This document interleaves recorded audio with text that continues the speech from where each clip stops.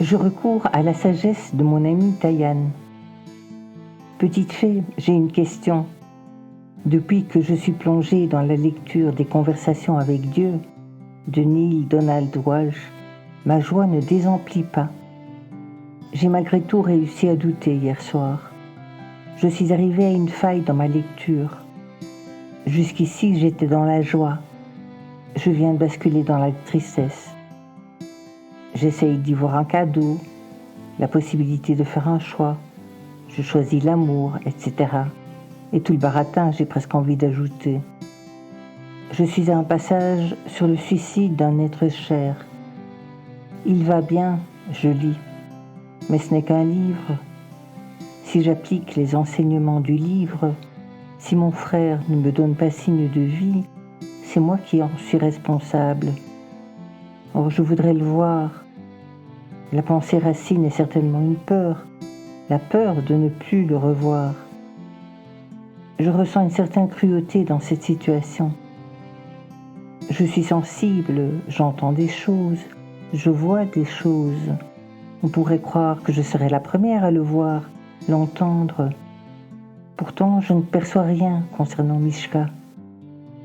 Je ne savais pas que j'avais une telle tristesse en moi à son sujet. L'auteur dit que si l'on savait la joie que ressent l'être décédé, on éprouverait de la joie nous-mêmes. J'ai beau le lire en toutes lettres, je ne ressens aucune joie.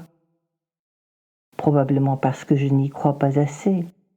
Et hop, retour à ma responsabilité. Dur. J'ai donc regardé Les bonshommes allumettes de Jacques Martel. Premier exercice, hop, facile. Je pense à Georges. Je me sens super bien, heureuse d'être enfin actrice dans ma relation, confiante que ça va aller, peu importe la direction que prendra notre relation. Ce sera pour un mieux, pour les deux. Deuxième exercice, l'homme explique que cela marche aussi avec une personne décédée. Je choisis mon petit frère. Je suis un peu moins à l'aise pour réaliser l'exercice. J'écoute l'homme expliquer qu'à la fin du dessin, il faut toujours vérifier que l'on a bien tracé 7 lignes, car l'inconscient en saute parfois une. Je pense, confiante, non, je connais l'emplacement des chakras. Je n'oublie jamais de ligne, je suis consciencieuse.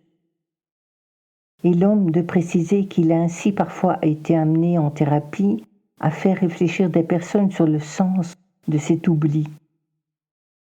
Je compte donc les lignes de mon dessin. 6. J'ai sauté une ligne. Je regarde mon dessin de plus près. Je regarde les lignes que j'ai tracées l'une après l'autre. Mais non, tout y est pourtant. J'ai bien tout tracé. Il n'y a pas de place pour une 7e ligne. Comment est-ce possible? Où peut-elle bien manquer? Il a fallu que je reprenne le dessin précédent et que je passe en revue les chakras point par point pour découvrir que j'avais sauté le 3e œil, précisément l'endroit où tu as senti un énorme non lors du shiatsu. Or, quand tu m'as dit cela, j'ai automatiquement fait le lien avec mon frère décédé. Je ne sais pas trop comment l'analyser. Peut-être n'est-il pas nécessaire de laisser mon cerveau trop s'échauffer là-dessus. J'ai fait l'exercice de Jacques Martel, donc j'ai confiance que le nœud va se résoudre. J'ai repensé à ce qui s'est passé au niveau de ton 3e œil, me répond Taïane. Ce non signifie que je n'accepte pas mes capacités, mes dons. Autant ton refus est puissant, autant l'invitation à accepter est insistante.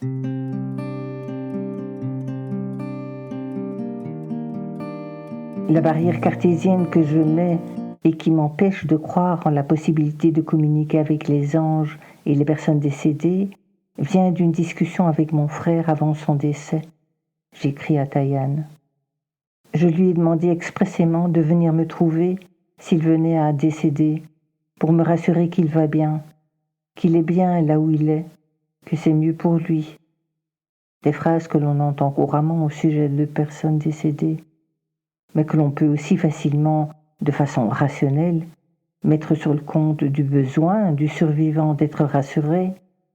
de croire que cette situation est meilleure pour le décédé. Or, il n'est jamais venu. Ma nièce a raconté qu'il est venu lui parler en rêve, peu après son décès. Moi pas. Maintenant, j'entrevois une autre possibilité, c'est que c'est ce qu'il y a de mieux pour moi. J'ai tellement peur de suivre le même chemin que lui, que tout ce que je risque de prendre pour des hallucinations est bien la dernière chose dont j'ai besoin.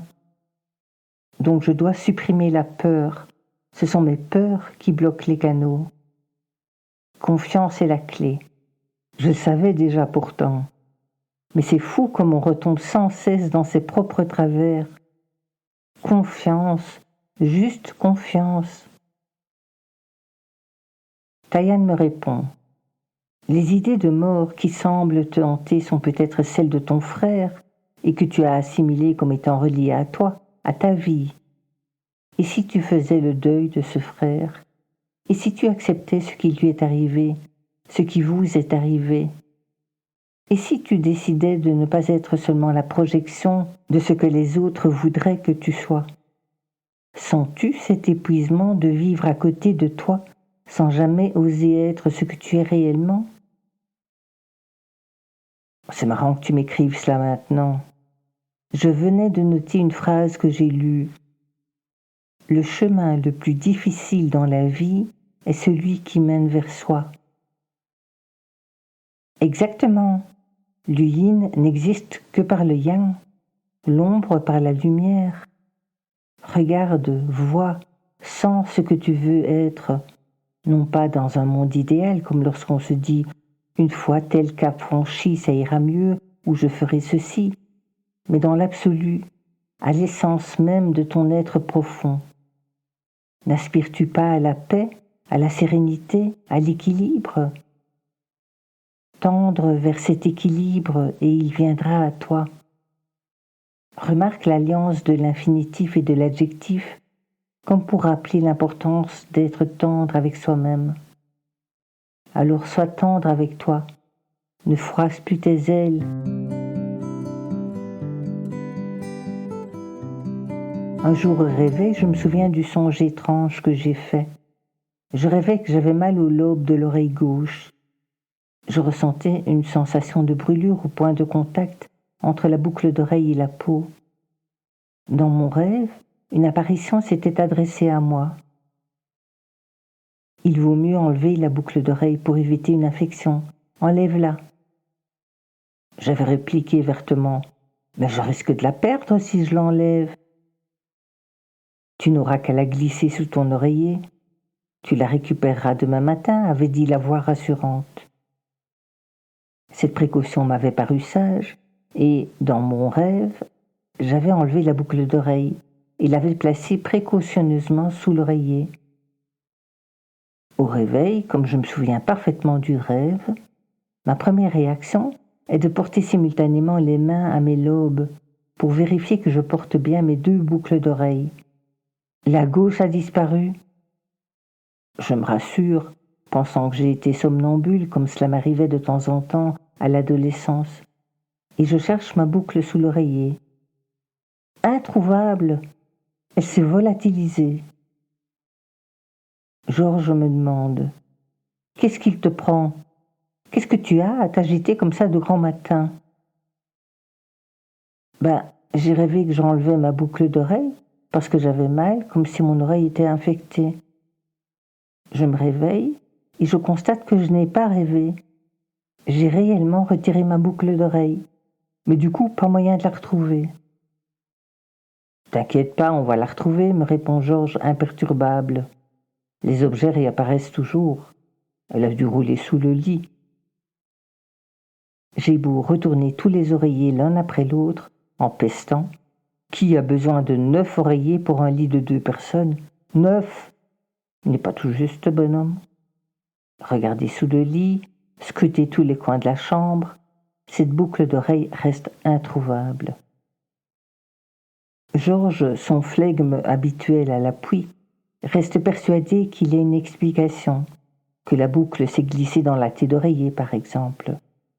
J'ai beau fouiller cette chambre dans les moindres recoins, impossible de remettre la main sur le bijou. Heureusement, on est jeudi.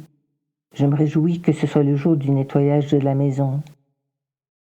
À l'arrivée de Jurek, l'homme de ménage, je l'informe que j'ai perdu une boucle d'oreille et le prie d'être particulièrement vigilant lorsqu'il nettoiera la chambre à coucher.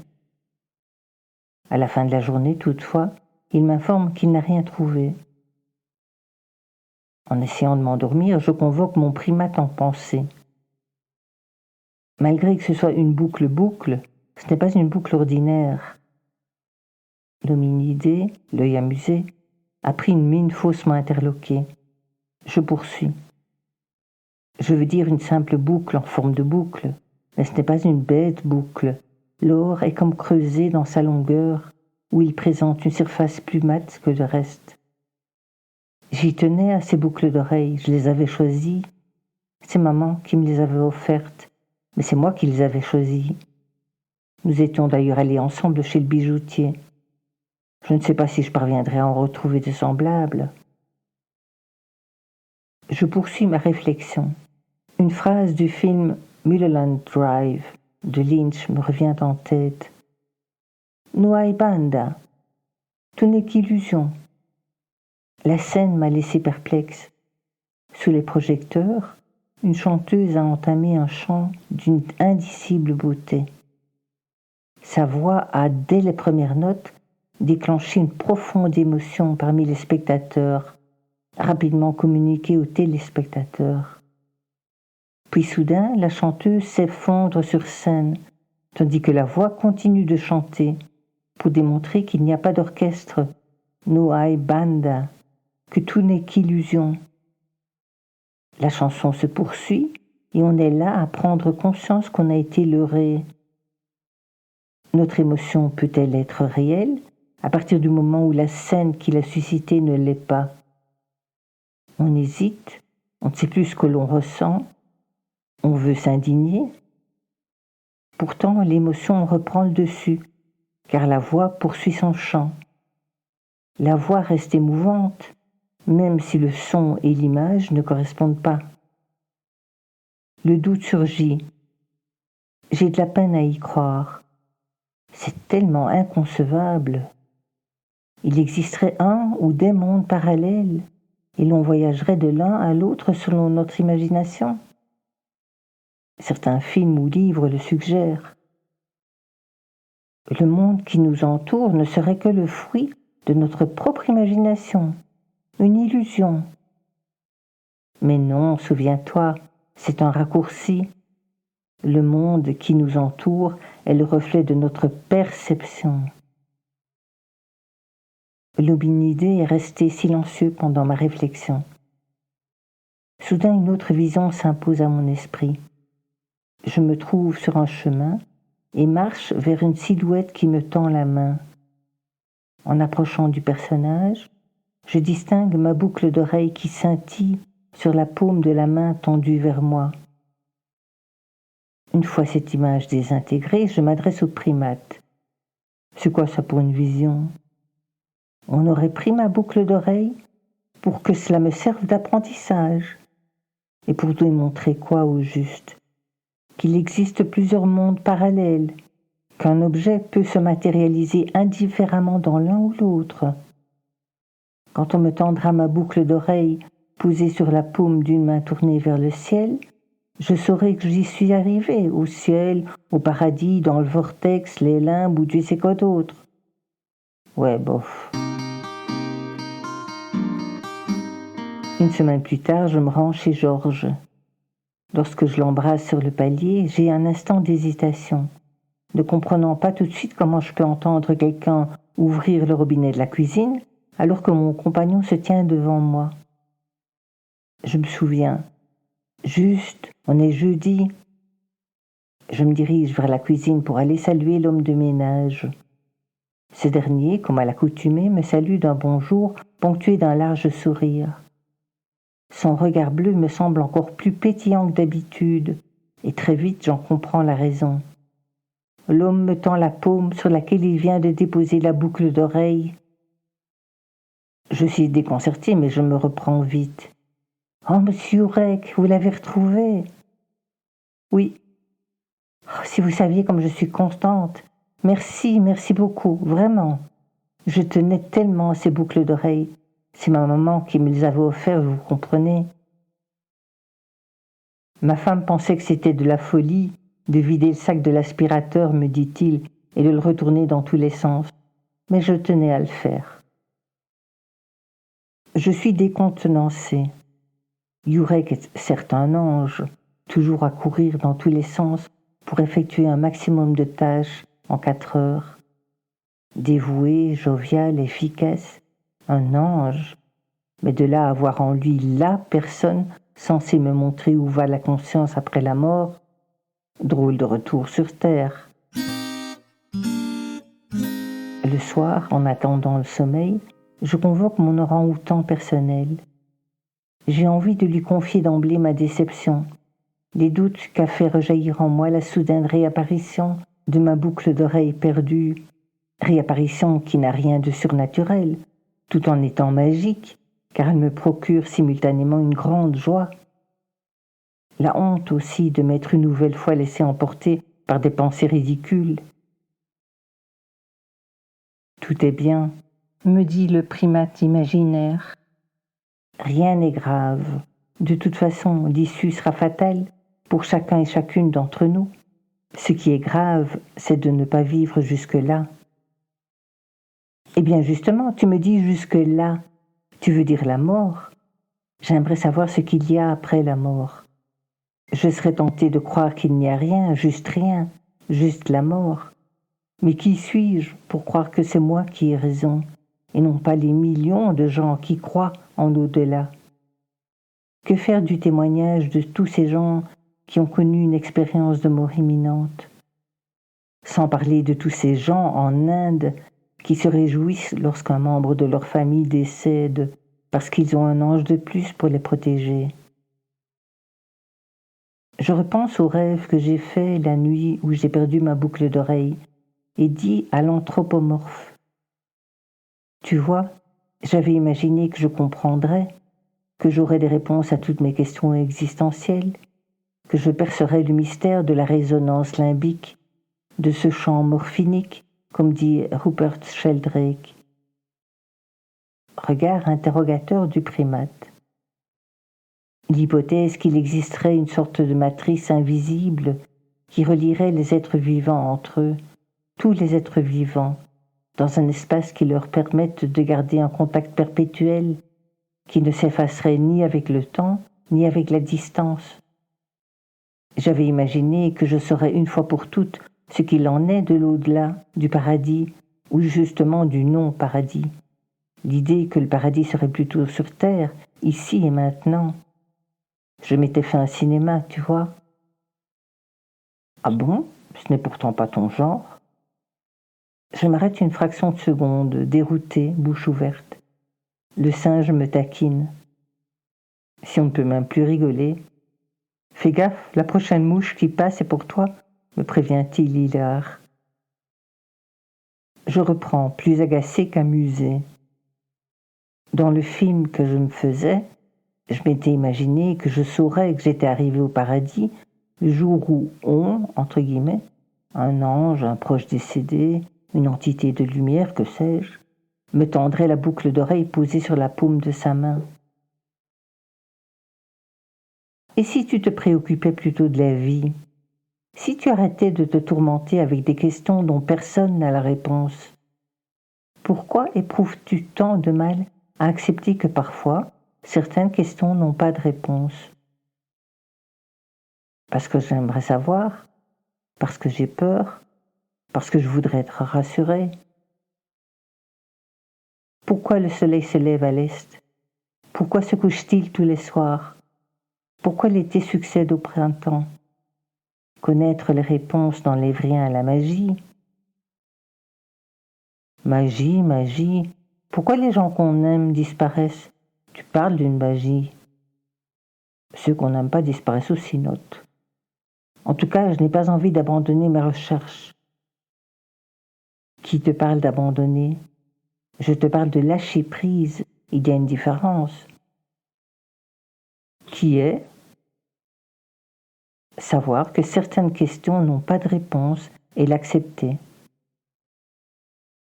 C'est ça. Et on remet une couche de fadaise spirito-religio bof-bof.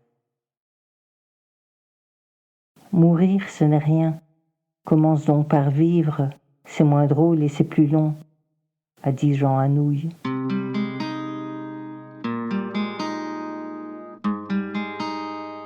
Fin juin, je me dépêche de mettre ma comptabilité en ordre car je pars à la mer pour une semaine. Je cours. Voilà que j'ouvre un ancien fichier de Georges sur mon PC et me traite d'idiote. Pourquoi tu ouvres ça maintenant? Pas le temps. Avant de refermer le fichier, j'ai juste le temps d'apercevoir quelques mots d'anglais. Is there any urgency? Hein? Il s'agit d'une liste de contacts qui appartient à Georges. Le document est déjà refermé. Je l'ouvre à nouveau et il lit. Is there any stronger urgency to die than the moment to get born? On pourrait traduire par y a-t-il une plus grande urgence à mourir que le moment de naître? Oufti, j'écris à Taïan. Je passe la main. Si toi tu y comprends quelque chose. Oui, cela me parle, me répond-elle. La faim rôde partout. Pour l'un, c'est le décès d'une épouse. Pour l'autre, c'est la fin d'un couple. C'est le lien. Avant de renaître ou de naître, il faut d'abord mourir. Dans les montagnes taoïstes, nous avons rencontré un écrivain français installé en Chine.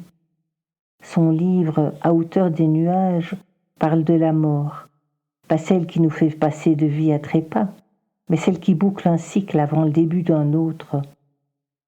Les trois personnages ont cela en commun, se débarrasser de leurs oripeaux pour revêtir une autre enveloppe, plus belle je pense, j'espère.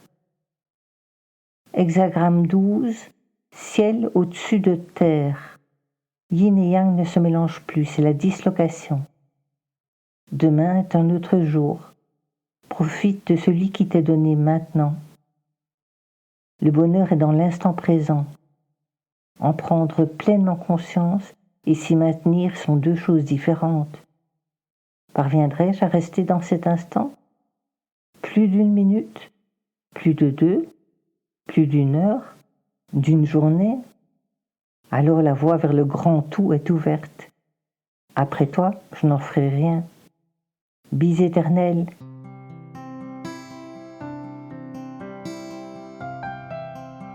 So deep in my soul lights a flame. It's called hope and no one can blow it out. This light I will share with you all. It's my love that can make you do the same. You know that's not just in some of us. You too have a flame in you. 'Cause light's in everybody. If you let your light shine, you'll see people all around you will do the same. Love is our life's legacy. Do not doubt, just look at what I became. You know that's not just in some of us. You do have a flame inside you. So if we can trust one another, trust me, love is the greatest gift ever. So why don't you all shine with me? Shed your light all around you and you'll see. You know light's not just in some of us, 'cause light is in everybody. You too have a flame inside you, 'cause love is for everybody. So deep in my young soul lights a flame. It's called hope and nothing. No one can blow it out. And if you can trust me, you'll see love is a gift. You'll see light is a gift.